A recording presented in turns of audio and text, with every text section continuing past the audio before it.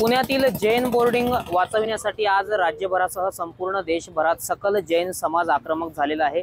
जालन्यात सुद्धा सकल जैन समाजातर्फे दुचाकी रॅली काढण्यात आलेली आहे आणि हे जे समाज बांधव आहेत ते आता जिल्हाधिकारी कार्यालयासमोर धडकलेले आहेत। तर पुण्यातील जे जैन बोर्डिंग वाचवण्यासाठी आज राज्यभरासह संपूर्ण देशभरात आंदोलन सुद्धा करण्यात येत आहे, बाईक रॅली सुद्धा काढण्यात येत आहे।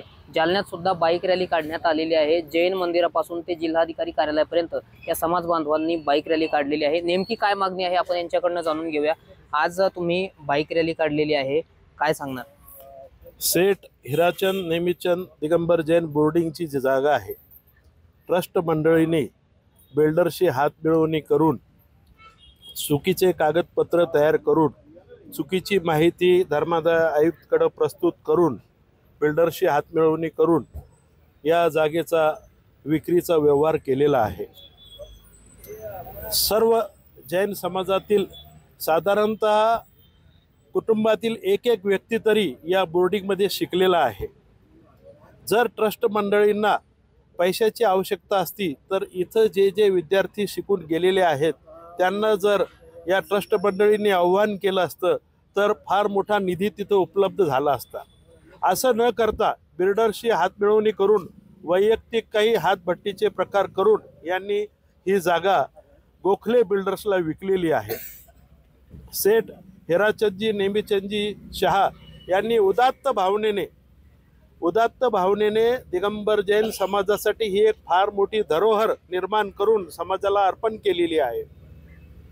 ट्रस्ट मंडळींचं काम हे असतं की समाजातील धर्मभावना, समाजाची जागृती, समाजातील लोकांचं तिथं जास्तीत जास्त चांगलं कार्य कसं करावं ते न करता काही स्वतःचे वैयक्तिक इंटरेस्ट जोपासण्यासाठी हा विक्री करार केलेला आहे। आता यामध्ये काही राजकीय व्यक्तींचा हातभार आहे असं समजतं, परंतु त्यांनी जरी पेपरवर नसलं तरी तुम्हाला माहिती आहे की साधा चॅरिटी कमिशनरमध्ये चेंज रिपोर्ट सबमिट केला तर 2-2 वर्षे चेंज रिपोर्ट सँक्शन होत नाही। इतक्या मोठा 2000 ते 3000 कोटी रकमेची जी तिथं संपत्ती आहे त्याची जी विक्रीची परवानगी चॅरिटी कमिशनरने एका दिवसात दिली कशी? प्रत्यक्ष स्थळ पाहणी केली नाही।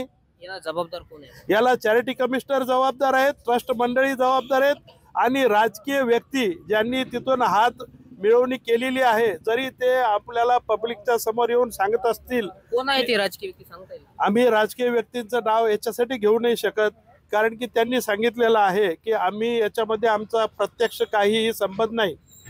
दंगेकरांनी हे प्रकरण उचलून धरलेलं आहे।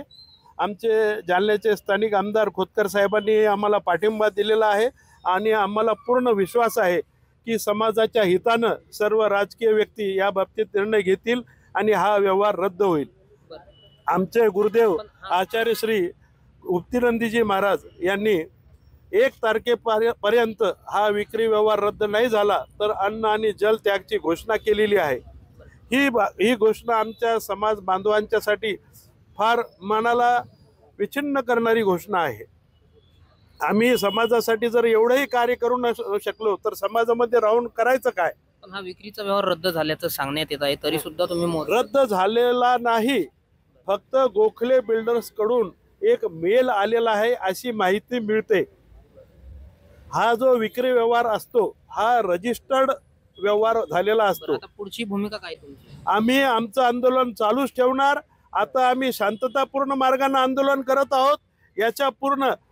याच्यानंतर आम्ही उपोषणाचा मार्ग अवलंबू। उपोषणाचा मार्ग अवलंबून आम्ही अहिंसेच्याच मार्गाने चालणार। आमच्या धर्माची अहिंसा परमधर्मची जी शिकवण आहे ती करणार। आम्ही आता शासकीय कार्यालयामध्ये करतोय, याच्यानंतर बिल्डरच्या घराच्या समोर धरणे देऊ, ट्रस्ट मंडळीच्या समोर धरणे देऊ, तिथं उपोषणाला बसू आणि समाजाची ही जी जागा आहे समाजाला जोपर्यंत पूर्ण परत मिळत नाही, हा विक्री व्यवहार रद्द होत नाही तोपर्यंत आमचं आंदोलन असंच चालू राहील। म्हणजे प्रत्यक्षात हा व्यवहार जो आहे तो रद्द झालेला नाही? प्रत्यक्षात व्यवहार रद्द झालेला नाही। रजिस्टर्ड जी सेल डीड असते त्याला रजिस्टर्ड कॅन्सलेशन डीड करूनच व्यवहार रद्द करावा लागतो, असा रद्द होत नाही। काय सांगाल? तुम्ही सुद्धा मोर्चामध्ये सहभागी झाले आहेत, बाईक रॅली काढली, काय मागणी आहे? बस हीच मागणी आहे की हा व्यवहार पूर्णपणे रद्द व्हायला पाहिजे आणि सरकारने यामध्ये वैयक्तिक लक्ष घालून हा व्यवहार रद्द करावा।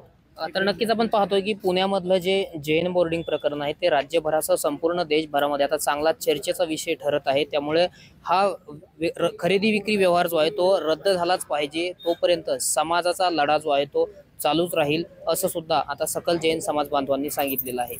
रामनाथ ढाकणे, TV9 मराठी, जालना.